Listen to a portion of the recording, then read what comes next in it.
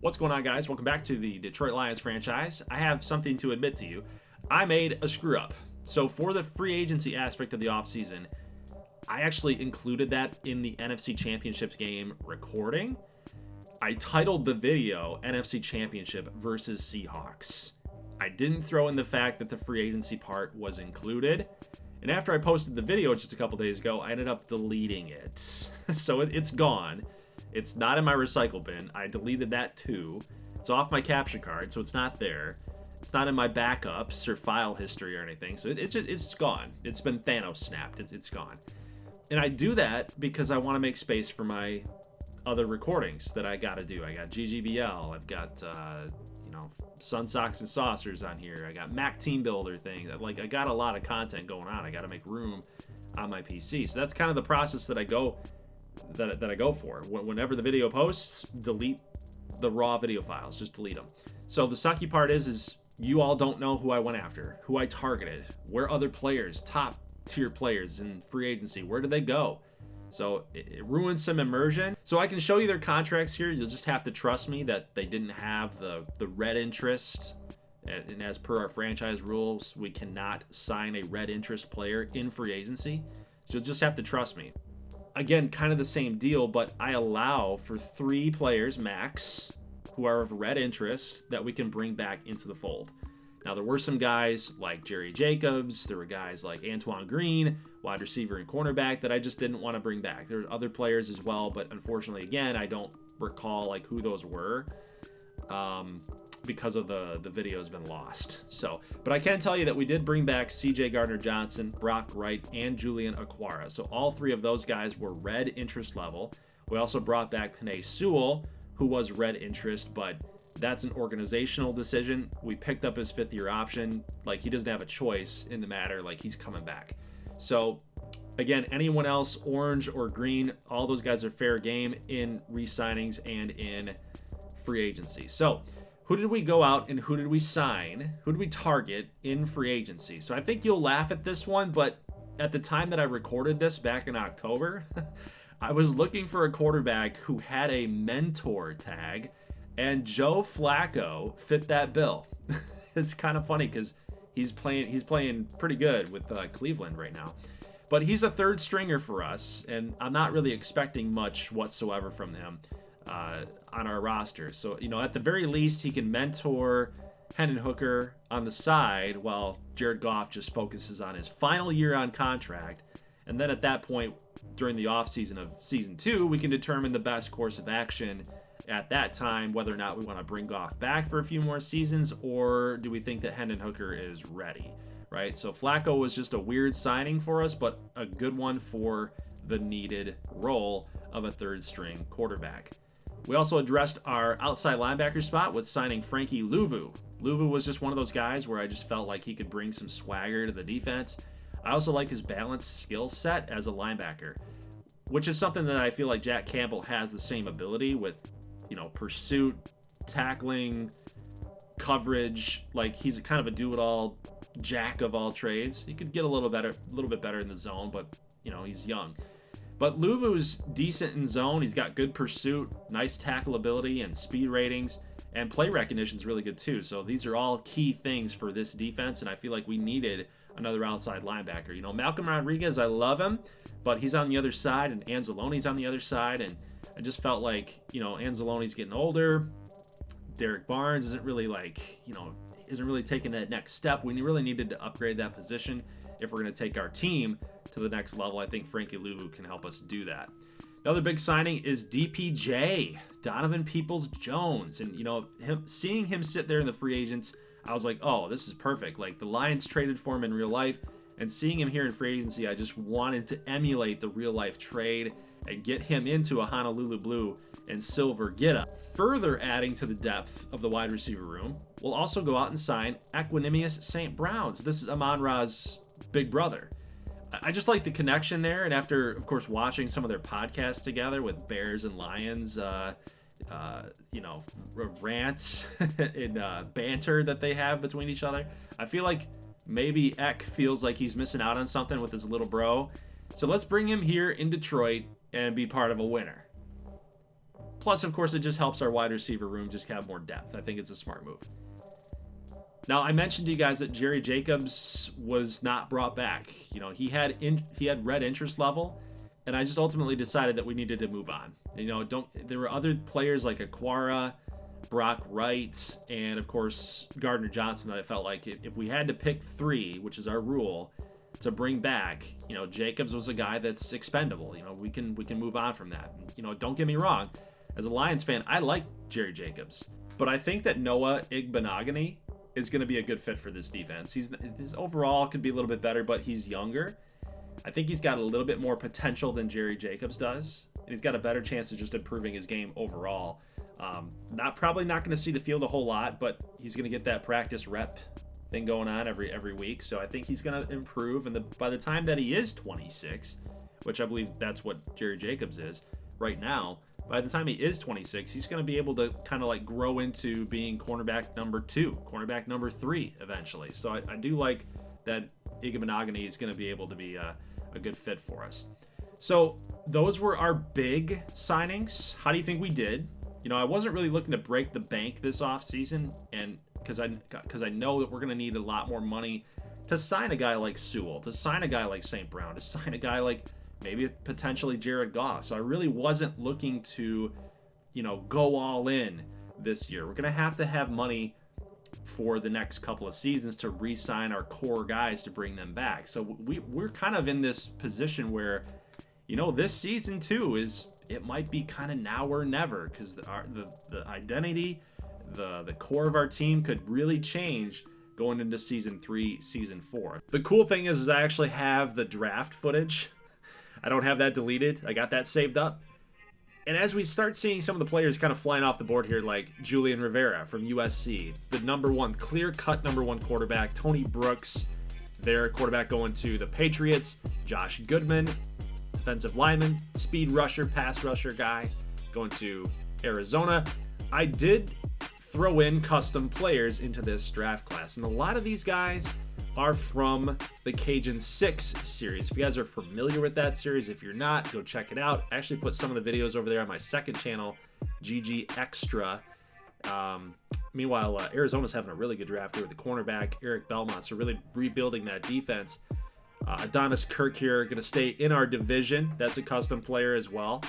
But as we start seeing some of these players fly off the board here, it's not like I totally did an entire custom draft class, but I just sprinkled in some custom guys from my patrons and from my channel supporters, and also threw in guys from my old NCAA 14 series that never quite had a chance to get into my Saints dynasty from Madden 23.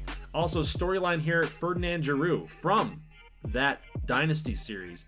UL Monroe quarterback going to the Saints. Ferdinand Giroux playing in New Orleans again. So he played in college out there at UL Monroe. Now he's going there into the pros. I think that's just an awesome storyline. Obviously, that was not forced. It's just really random, and I thought it was really cool.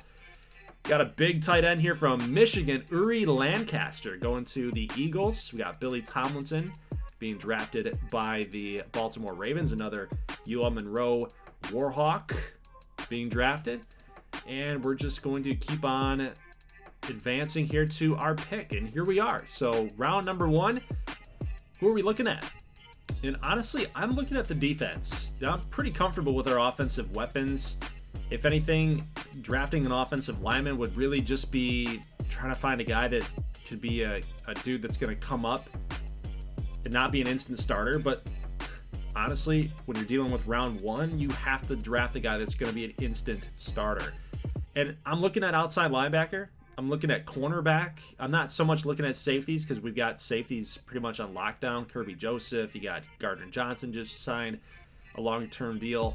So Velvario Johnson's a guy that's kind of speaking to me a little bit, 95% scouted. We didn't quite reveal the talent level, so wasn't quite sure, wasn't quite confident on where he was going to land, but it's really hard to not draft a guy like Caesar Braun. You look at the skill set, you look at the combine, you look at the elite ratings that he got in his scouting card. I just loved him. I think that he's a great player. I think he's going to do a lot of good things for us. He's fast. He's got good acceleration, good pursuit numbers as well. So we drafted him. We got a hidden dev on that. A couple other custom players like Brady Urker and Tom Cloutier and Jake Matt getting drafted out there to Arizona and Chicago and Indianapolis, so we'll have to watch out for them. Dylan Cruz going to get drafted out of Washington, going to Miami, so Tua has a little bit of competition there at the backup quarterback spot. So Sky Blessing is going to be drafted there to the 49ers. So I'm just calling out some of the custom guys to really get you familiar with some of the names and dudes that we kind of have to watch out for as we start playing more games and start seeing their names pop up into the statistics and even in gameplay, right? So round number 2, what are we going to do here? I'm not seeing too much. I've got a bunch of wide receivers being thrown in. Defensive tackle is an area that I think I want to focus on as well. You got Aleem McNeil, you got a Ruzarike there, you got Bugs. So it's not a terrible position group, but I think when you're looking at this guy, Cameron Knight, he's just staring you in the face. I think you might want to consider taking him here. On the ends, the rushing spots, I'm good there. The pass rush, I'm good. But the defensive line, like interior-wise, we needed a guy like this. We got a hidden dev out of him. I think Cameron Knight's going to be a big player for us. Plus that hidden dev, he could be superstar, which is really what I'm kind of banking on. I'm hoping for.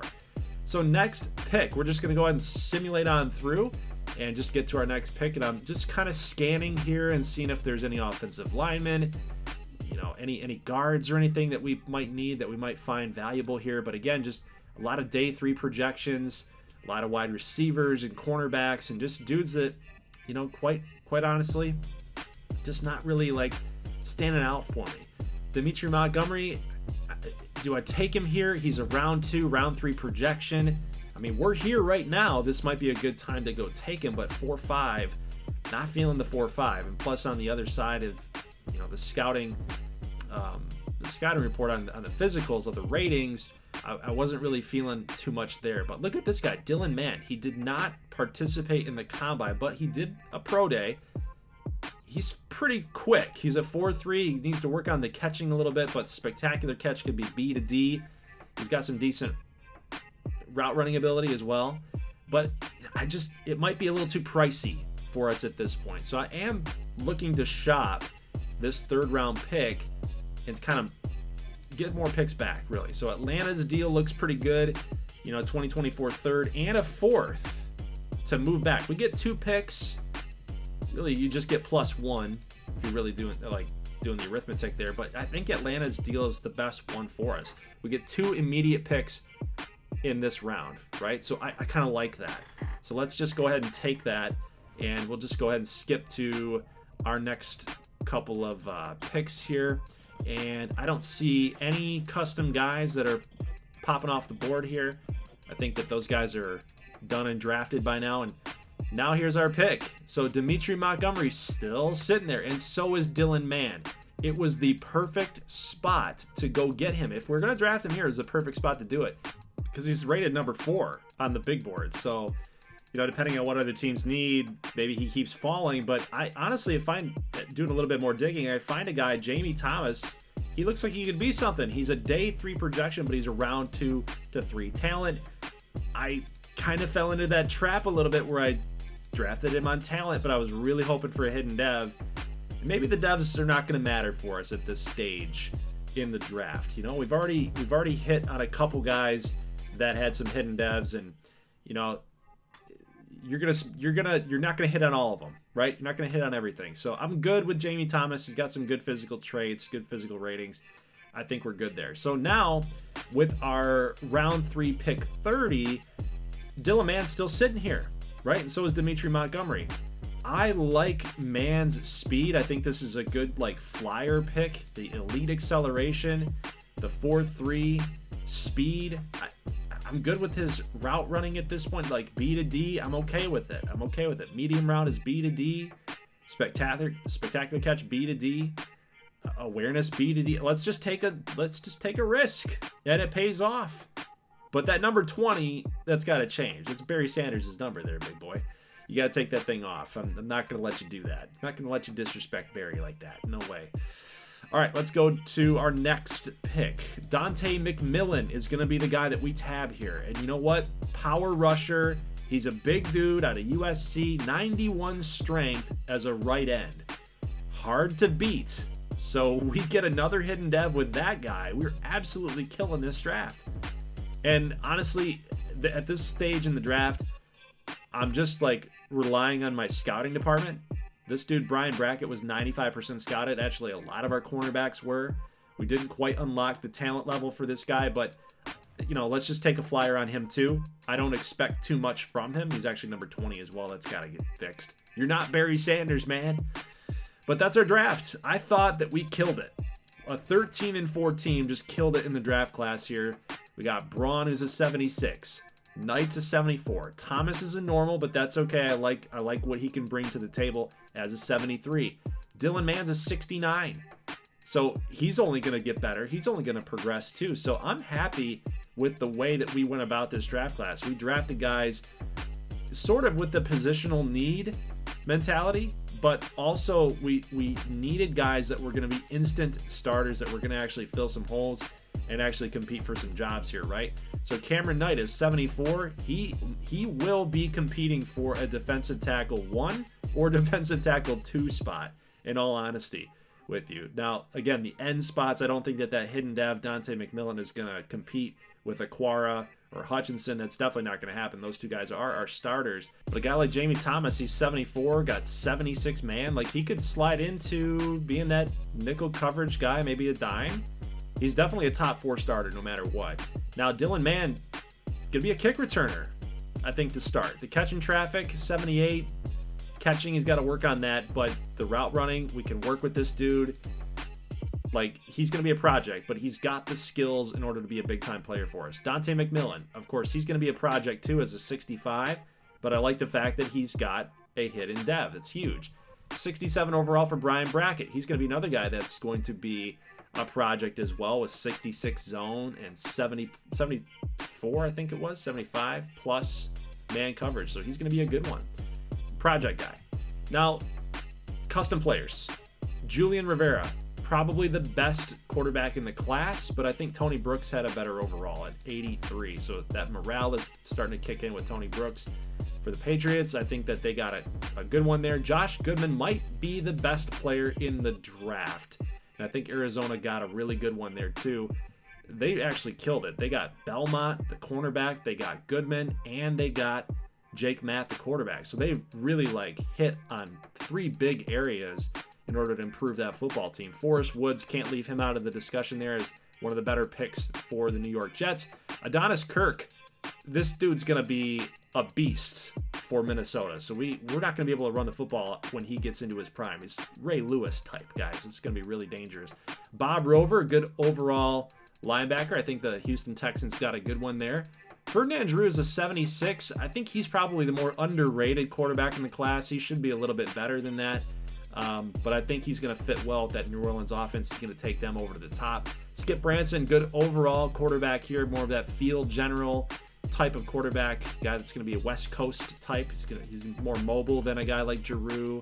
So he's going to be a good one. But Uri Lancaster, I like this dude. I think the Eagles continue to build and stack on that already talented roster. So it's a guy to watch out for there eventually, with Dallas Goedert still in the mix.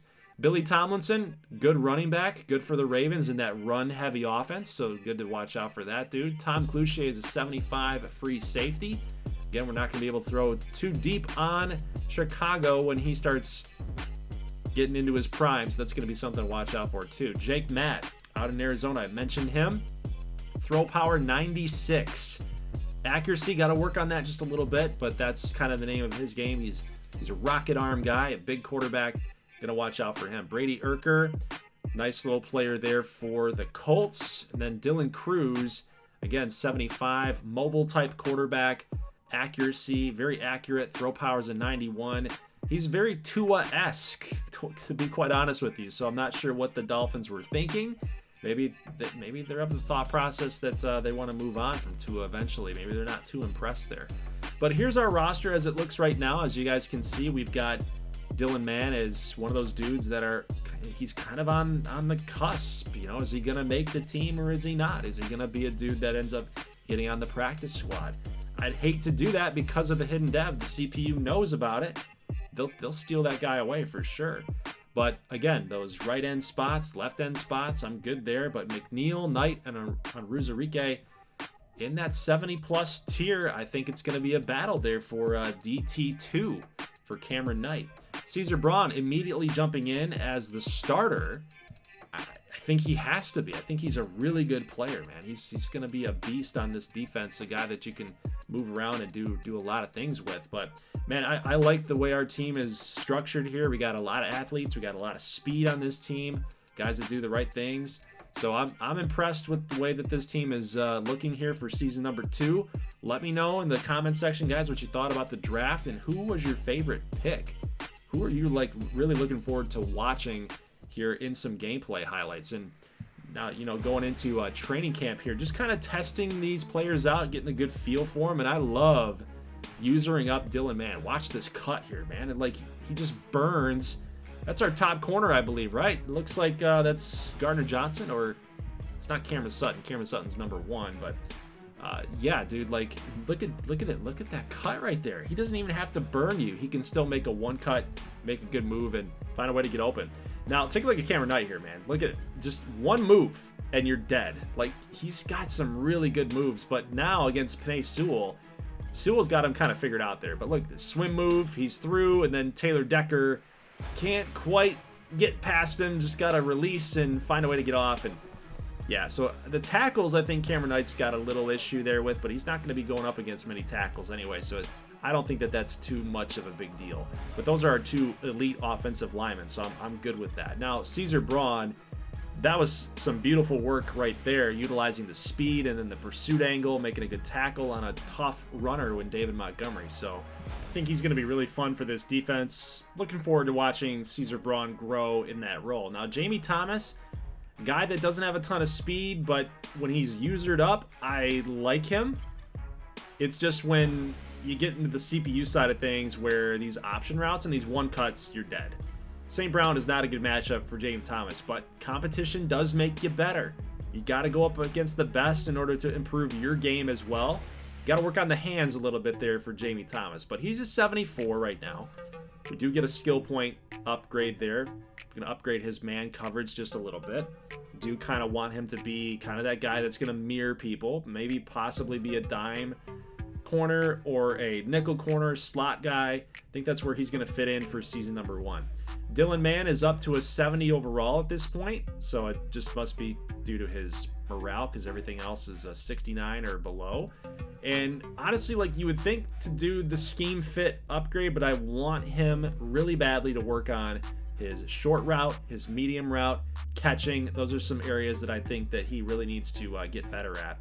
And by the way, he's now number 84. I realize that this is Herman Moore's number, one of my favorite receivers watching while I was growing up watching the Lions. But we got to get some drip going on these guys. They coming out of the draft, they got these long sleeves and no wristbands and no tape, no sleeve tape, none of that stuff, right? Got to get these guys looking a little bit better, right? So we'll upgrade Dylan Mann in many areas. Caesar Braun's up to a 77 overall. Work on some power moves for him. It's where he's the most weak at. I'm good with all of his other parts of his game. Those are just going to progress naturally, but I really want to focus on where he's really bad at so we can make him more of a well-balanced player. By the way, you saw Cameron Knight getting an upgrade as well through the training camp section, and I think he's going to be DT number 2. You got Aleem McNeil. You've got Onwuzurike is going to be DT number 3. So Cameron Knight's going to slide in as the rookie. I can't just give him the job as DT 1. Gotta make sure that Aleem McNeil feels like he's valued, right? So guys, that is it. We went through preseason. You saw some of the statistics there, and something that concerned me was that Dylan Mann didn't even have a catch. So I don't even know if he played in preseason, which really sucks because then he's behind the 8 ball. He didn't get any downs, no credit, right, to get that dev trait unlocked. So going into the season, I want to put him in situations like in these bunch sets where we can like get a pick for him where he can spring loose and utilize that speed a little bit, maybe some screen plays that might break him loose. So at the sacrifice of getting rid of St. Brown or DPJ, in those formations, I think that it's going to really serve our offense well to get that guy, that depth trait unlocked. I want that guy, Dylan Mann, to get onto the field. He's faster than St. Brown. He's got more acceleration than St. Brown. He's basically JMO, but with a little bit more potential. Dare I say that? He's got a little bit more potential to be a really, really good wide receiver, a really complete wide receiver. JMO's just kind of that streaker. You know, he's just kind of that speedster guy that's going to take the top off the defense, and that's about it, right? You might hit him underneath, and he might break one loose too. You can do some things with him, but, you know, that's kind of what JMO does and what he is.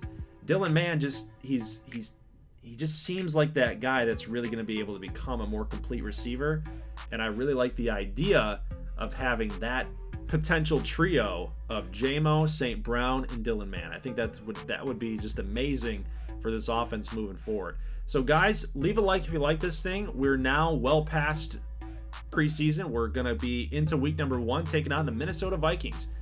And if you look at their numbers here, like, their offense seems better, their defense seems better, their overall is better by a point.